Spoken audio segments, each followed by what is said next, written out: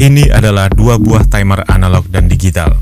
Dalam video ini, saya akan memaparkan cara penggunaan kedua timer beserta kelebihan dan kekurangannya. Timer analog 24 jam KenMaster ini bekerja berdasarkan rotasi pada 96 tombol. Untuk penyetingan jam, putar timer sesuai waktu saat ini ke posisi tanda panah hitam ini. Kita misalkan saat ini pukul 10.45, maka kita putar timer ke posisi angka 10 melewati 3 garis, karena tiap garis sama dengan 15 menit. Saya biasa gunakan alat ini untuk mengontrol pencargeran handphone kurang lebih 2,5 jam, agar tidak overcharge saat ditinggal tidur. Dengan pemakaian 2,5 jam, maka kita tekan tombol sebanyak 10 kali. Tiap tombol memiliki rentang waktu 15 menit. Tombol yang kita tekan ini akan menggeser atau menggerakkan tuas berwarna putih yang berada di bagian dalam, tepat dimulai pada posisi jam yang kita setting untuk mengaktifkan timer ke posisi on. Pada bagian samping, terdapat saklar dengan simbol I dan ikon jam. Kita geser ke posisi jam ketika timer akan kita gunakan dan waktu on sudah disetting. Kemudian geser saklar ke posisi I jika timer di-bypass atau dinyalakan secara langsung. Kelebihan dari timer ini adalah murah dan sangat praktis digunakan, tinggal tekan tombol dan geser saklar sesuai waktu yang kita inginkan. Sementara kekurangannya adalah, jika listrik padam, rotasi pada tombol juga ikut berhenti, dan kita harus setting kembali atau putar kembali timer ke arah jam yang berlaku.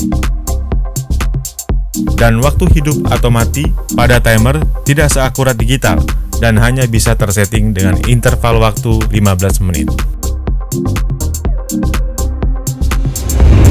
Kembali ke timer digital dengan daya 16 ampere. Sebelum digunakan, reset terlebih dulu timer dengan menekan tombol merah.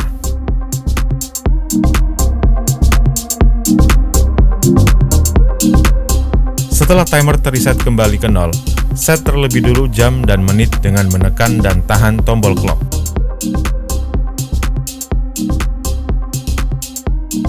Tekan dan tahan tombol clock, pilih hari dengan menekan tombol week.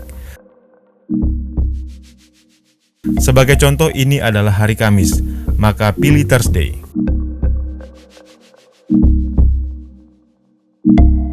Selanjutnya tekan tombol hour untuk mengubah jam. Kita set ke jam 9. Kemudian tekan tombol minute untuk mengubah menit. Kita set di menit ke-5. Setelah waktu atau jam disetting, kita tekan tombol timer. Dalam timer terdapat 8 program pewaktu atau penyetingan timer. Kita pilih program pertama timer. Tentukan jam dengan menekan tombol hour.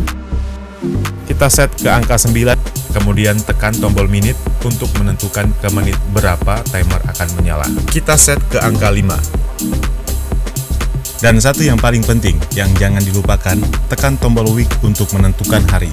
Dapat dipilih di sini apakah hari Senin, Selasa, Rabu, dan seterusnya, ataukah setiap hari, atau berselang-seling. Kita misalkan Kamis, karena hari ini adalah hari Kamis. Setelah itu tekan sekali lagi tombol timer untuk menentukan waktu off. Tekan tombol hour untuk memilih waktu jam off. Dan tekan tombol minute untuk menentukan di menit keberapa timer off.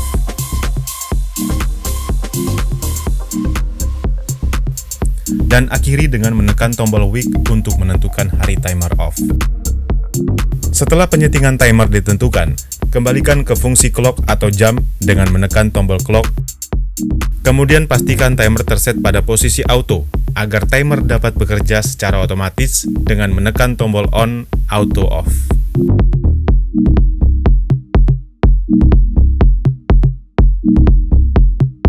Kemudian kita coba lagi penyetingan timer untuk program kedua dengan mengulangi langkah sebelumnya.